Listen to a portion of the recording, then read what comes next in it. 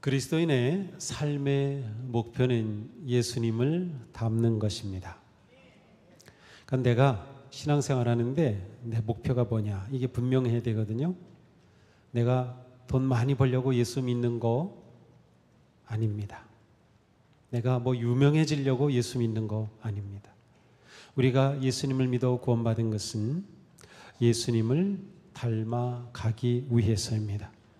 이렇게 예수님을 닮아가는 것을 영적 성숙이라고도 하고요, 또 성화라고도 표현합니다.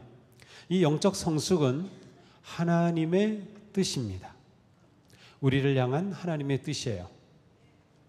그러니까 내가 신앙생활을 하지만 난 뭐 성장하고 성숙하고 난 관심 없어, 그냥 예배 드리고 그렇게 하면 되지, 그게 아니에요.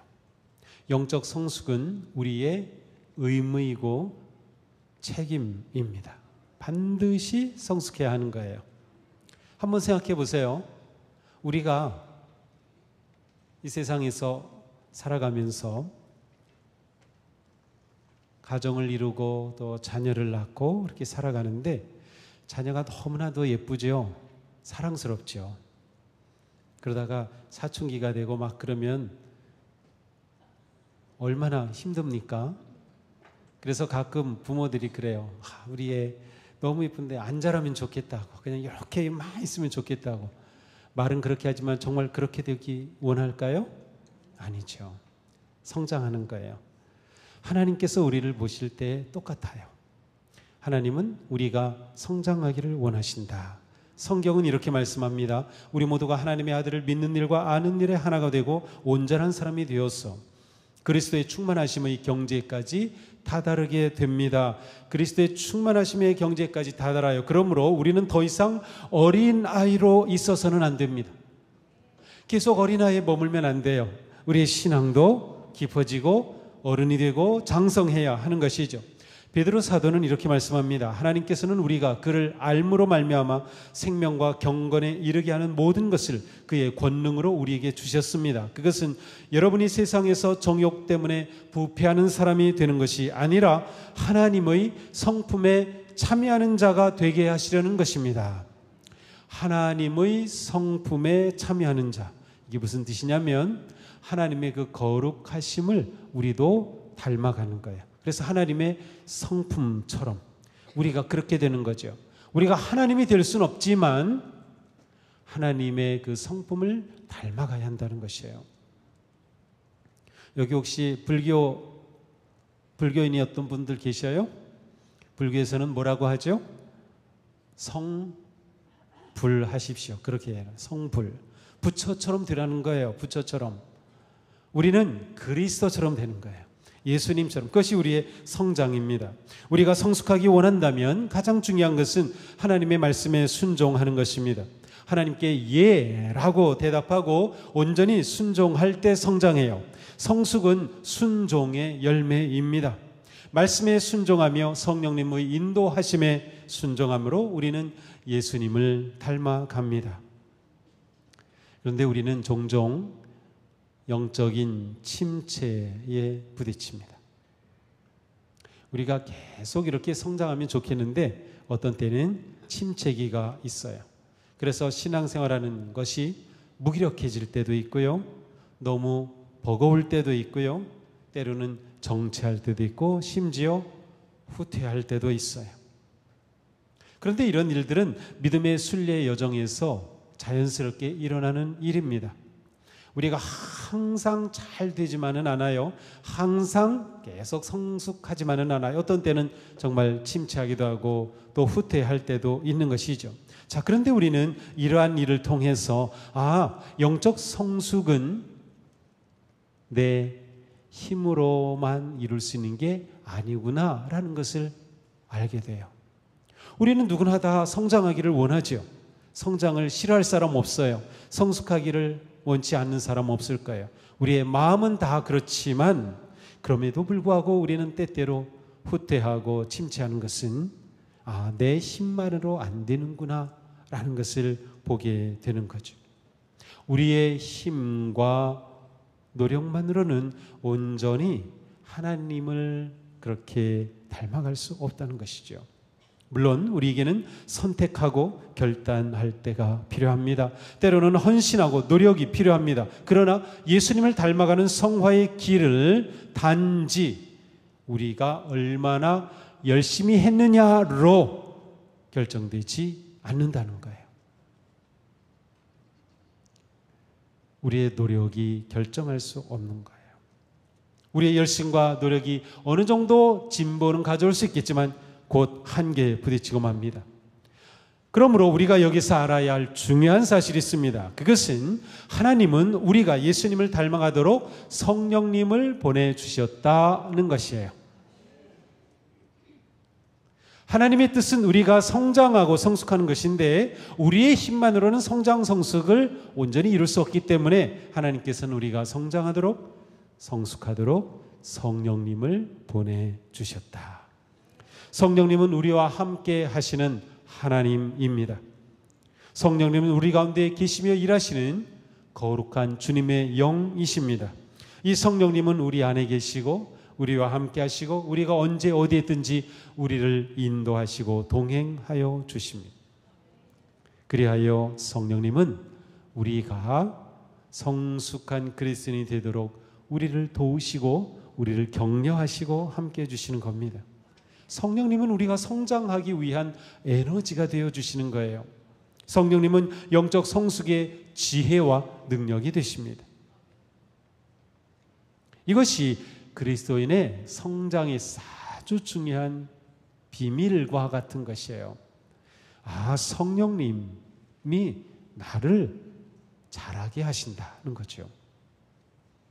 사도 바울은 오늘 본문에서 말씀합니다. 술에 취하지 마십시오. 거기에는 방탕이 따릅니다. 성령의 충만함을 받으십시오. 성경에는 성령님에 관한 많은 말씀들이 있는데 예수님은 승천하시기 전에 제자들에게 보혜사 성령님을 보내주시겠다고 말씀하셨어요. 또한 제자들에게 성령 충만을 말씀하시면서 오직 성령이 너에게 임하시면 너희가 권능을 받을 것이다 라고 하셨습니다. 제자들이 예수님의 이 말씀을 믿고 순종하여 모여 기도할 때 우리 지난 주일에 봤죠. 오순절 성령 강림의 역사가 일어났습니다. 그때 그곳에 있었던 제자들은 성령 충만하신 가운데 다른 언어를 말하기 시작했어요. 그런데 이 놀라운 성령의 능력 가운데 성령의 임재하신 가운데 교회가 시작이 되었고 교회를 이루는 성도들은 그 성령의 능력으로 거룩한 삶을 살기 시작한 거예요. 복음을 전하기 시작하고 예수 그리스도의 십자가와 죽음을 전하기 시작했던 것이죠. 성령의 임하심으로 제자들은 그렇게 예수님을 닮아 성장할 수 있었습니다. 예수님의 말씀에 순종할 수 있었던 것이죠.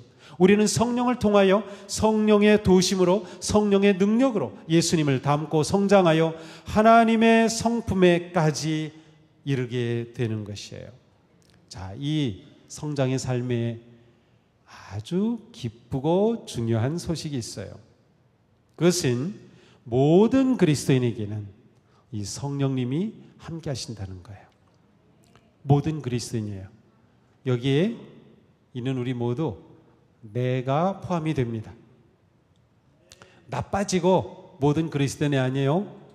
나를 포함해서 모든 그리스도인에게 성령님이 함께 하신다는 거예요. 많은 성도가 이 사실을 모르고 있어요.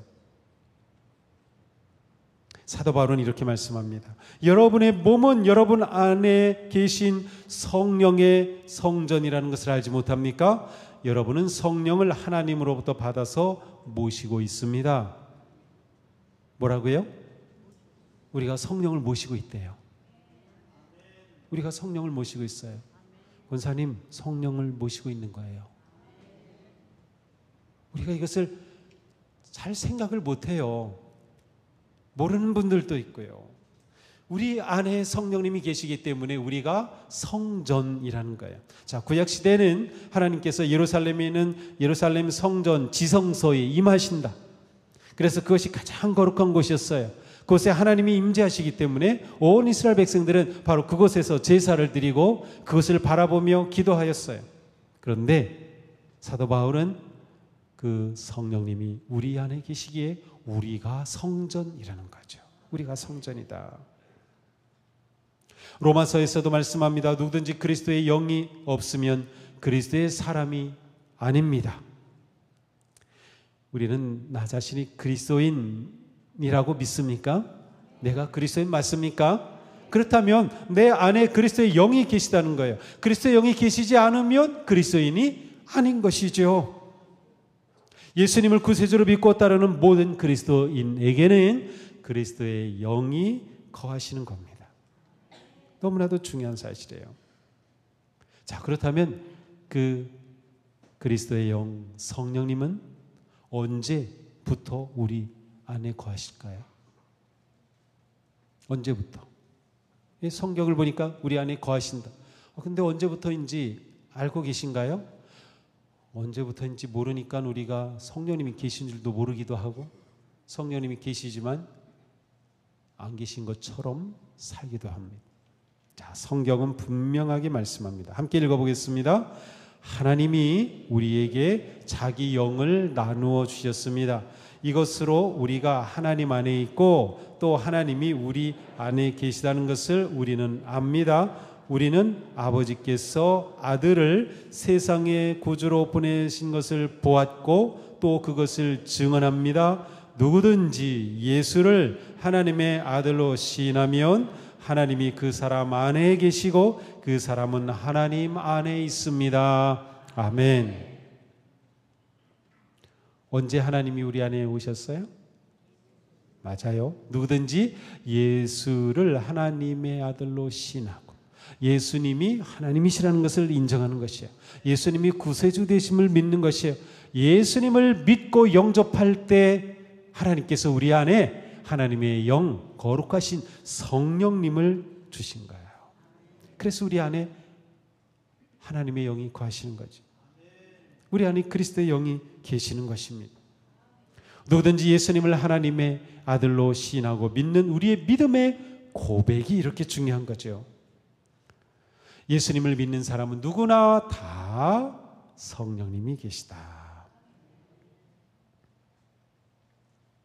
그러므로 우리는 완전하지 못하고 온전하지 않지만 우리 안에 계신 성령님의 지혜와 능력과 은혜로 예수님을 닮아가는 것입니다.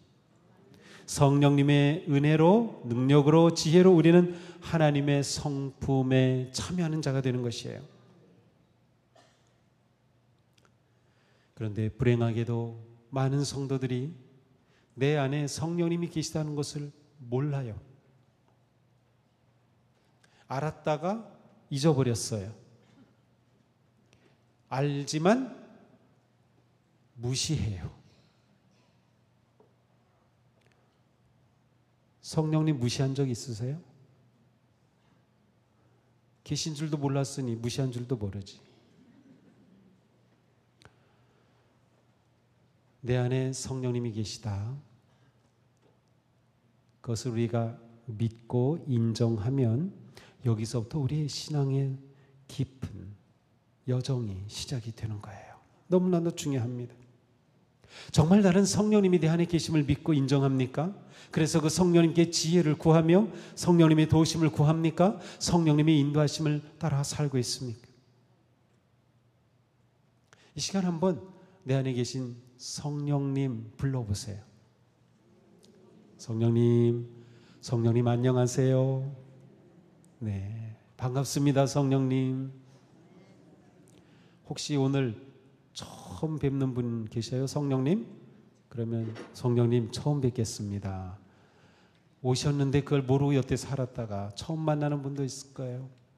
정말로 매일 아침에 일어나서 한번 그렇게 해보세요. 눈 뜨자마자 성령님 굿모닝입니다.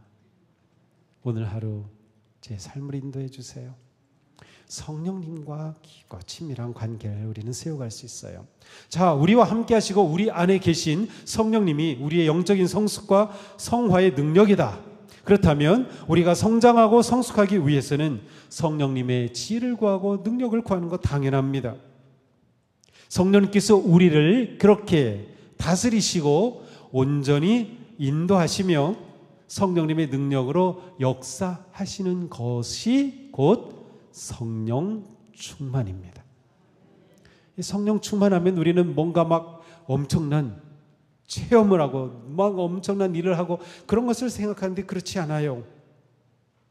내 안에 계신 성령님께 내가 완전히 순종하는 것, 성령님이 나를 완전히 다스리시고 컨트롤하시고 인도하시는 그 상태가 성령 충만인 겁니다. 성령 충만은 우리 안에 계신 성령님이 우리의 기도에 응답하시고 역사하시고 일하는 것입니다. 그러니 우리는 성령님께 온전히 맡기고 성령 충만으로 사는 것이에요. 성령 충만한 사람은 언제나 성령님을 의지합니다. 성령님께 말하죠. 성령님 뜻대로 하세요. 저는 주님의 것입니다. 성령님 저를 다스려 주시고 저를 인도해 주세요. 제게 말씀해 주세요. 저를 가르쳐 주세요. 제가 따르겠습니다. 라고 성령님께 고백하며 순종하는 거죠. 재미있게도 성령 충만이라고 하는 이 표현에는 성경이 보니까 술이 같이 나와요. 누가복음에 보면 세례 요한의 출생에 관한 예언의 말씀이 나옵니다. 세례 요한은 포도주나 독한 술을 마시지 아니하며 모태로부터 성령 충만함을 받을 것이다.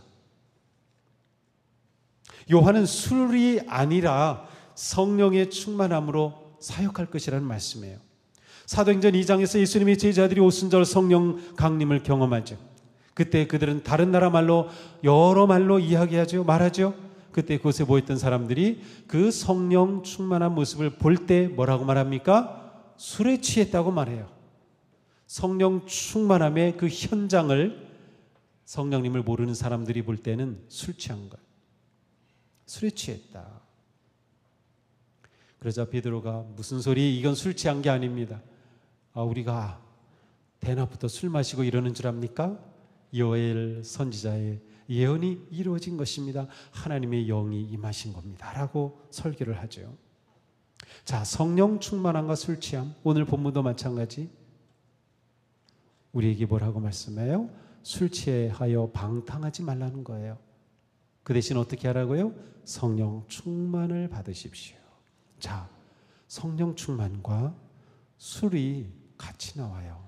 너무나도 재미있죠. 그러므로 우리는 성령 충만이 무엇인가를 더 쉽게 잘 이해할 수 있어요. 여기 술 취해 보셨던 분 계시나요? 괜찮아요. 뭐 어때요? 혹시 요즘도 술 취해서 사시는 분은 안 계시죠? 예, 과거에는 술 고주 망태였던 분들 계실 거예요. 자, 술 취하면 어떠세요? 얼굴빛이 달라지죠? 빨개지죠? 말이 달라지죠? 아니, 언제 그렇게 자기가 잘났다고 목소리가 커지고요? 진짜 뭐 용기 있는 것처럼 막 대단합니다. 걷는 것도 아주 멋있게 걸어요. 이렇게 반드시 안 가요. 막 춤을 추듯 걸어요. 어떤 사람은 술 취하면 울더라고요. 왜 이렇게 우는지 모르겠어요. 자, 술 취하신 분들은 어땠어요?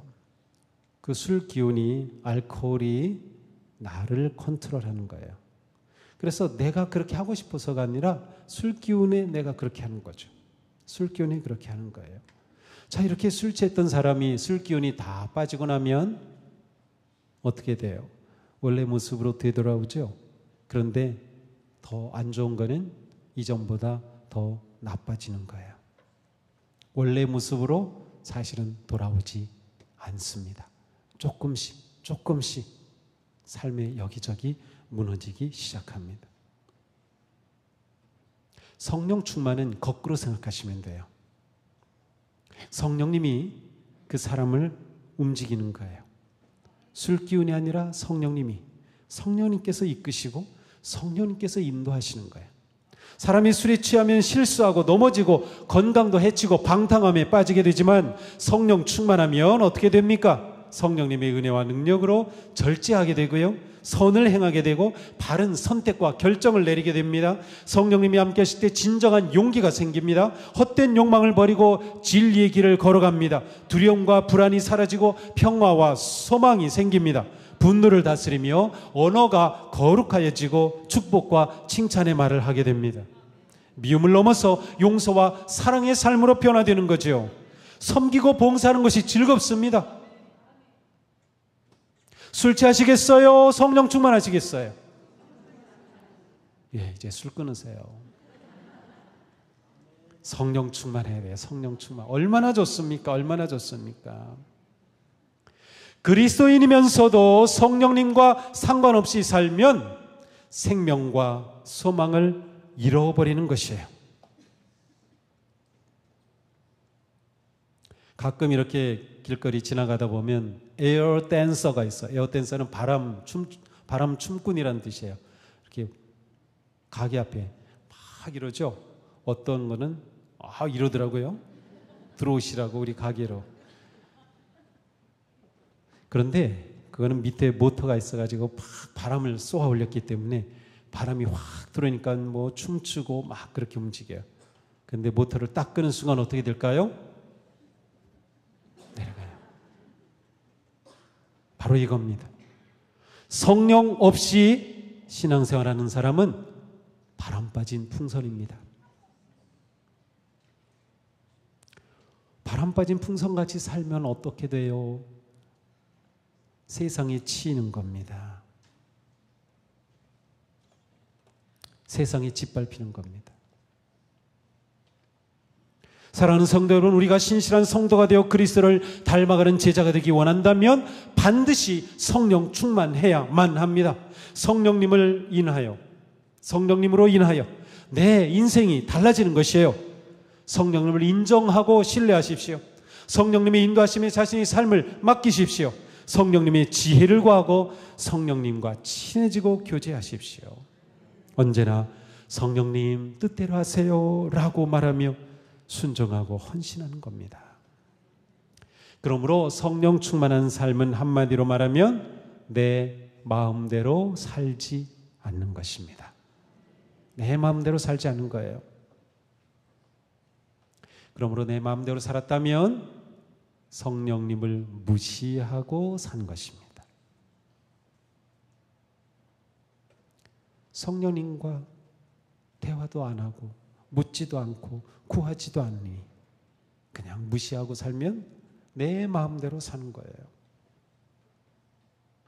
그러므로 우리의 생각, 결정, 말, 행동 모든 것을 성령을 통하게 해야 하는 것입니다.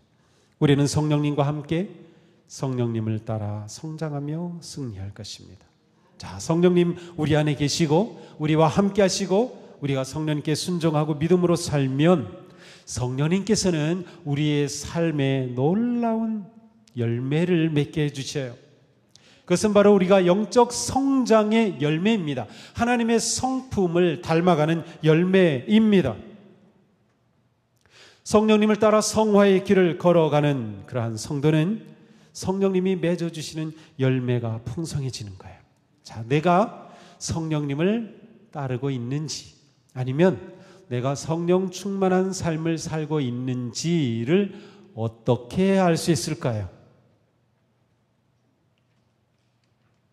내가 엄청난 능력을 가지고 무슨 일을 해서가 아니고요. 내가 성령 충만한 삶을 사는지는 내 삶에 어떤 열매가 맺히는가로 알 수 있습니다. 삶의 열매가 성령 충만함의 증거인 것이에요. 거룩한 삶의 열매입니다. 사도 바울은 성령이 우리 안에 계실 때, 우리가 순종할 때 우리 안에 어떤 열매를 맺는지 놀랍게 말씀하고 계셔요. 함께 읽겠습니다. 성령의 열매는 사랑과 기쁨과 화평과 인내와 친절과 선함과 신실과 온유와 절제입니다. 이런 것들을 막을 법이 없습니다. 그리스도 예수께 속한 사람은 정욕과 욕망과 함께 자기 육체를 십자가에 못 박았습니다. 우리가 성령으로 삶을 얻었으니 우리는 성령이 인도해 주심을 따라 살아갑시다. 아멘. 성령의 열매는 우리의 성품의 열매입니다. 인격의 열매입니다. 내 삶에서 이렇게 거룩하고 아름다운 열매가 맺는 그 모습을 우리는 기대하고 바라보며 신앙생활하는 거예요. 그 열매를 따는 기쁨으로 신앙생활하는 거예요. 그러니 우리는 성령님이 인도해 주심을 따라 살아가는 것입니다. 성령님이 인도해 주심을 따라 영적 성숙의 길을 믿음으로 승리하기를 축복합니다. 우리가 성령님께 순종하고 성령님이 우리를 주장하시고 만지시고 역사하신다면 우리 안에는 놀라운 열매가 풍성하게 맺힐 것입니다. 사랑, 기쁨, 평화, 인내, 친절, 선함, 신실, 온유, 절제. 지금 자신의 삶에서 어떤 열매를 맺고 있습니까?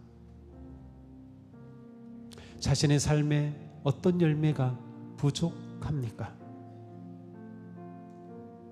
사실 성령의 열매는 하나입니다. 9가지 열매가 각각 따로 있는 것이 아니고요, 하나입니다. 그래서 포도송이와 같아요. 포도의 알이 한 아름다운 송이를 이루는 것처럼 우리가 성령의 인도하심을 따라 살 때 성령님께서는 우리 안에 이처럼 아름다운 열매를 풍성하게 맺게 하시는 거죠. 기억하십시오. 성령의 열매는 오직 성령을 통해서만 맺을 수 있습니다. 그러니 우리의 모든 믿음의 삶의 길을 성령을 통해서만 걷는 것입니다. 오늘 성경 암송 구절 요한복음 15장 5절입니다. 내가 그 안에 그가 내 안에 거하면 열매를 많이 맺나니 나를 떠나서는 너희가 아무것도 할 수 없습니다. 내 안에 계신 성령님을 인정하지 않고 함께하지 않으면 아무것도 할 수 없다. 우리는 그러므로 모든 것을 성령님을 통해서 하는 것입니다. 그러니 우리는 늘 구하는 것입니다. 성령님 오시옵소서. 성령님 다스리시옵소서. 성령님 뜻대로 하옵소서. 성령님 가르쳐 주옵소서. 우리의 마음과 삶이 성령님이 거하실 거룩한 성소가 되기를 축복합니다. 성령 충만한 삶의 은혜와 기쁨과 소망이 가득한 성령 충만한 삶으로 승리하기를 주님의 이름으로 축복합니다.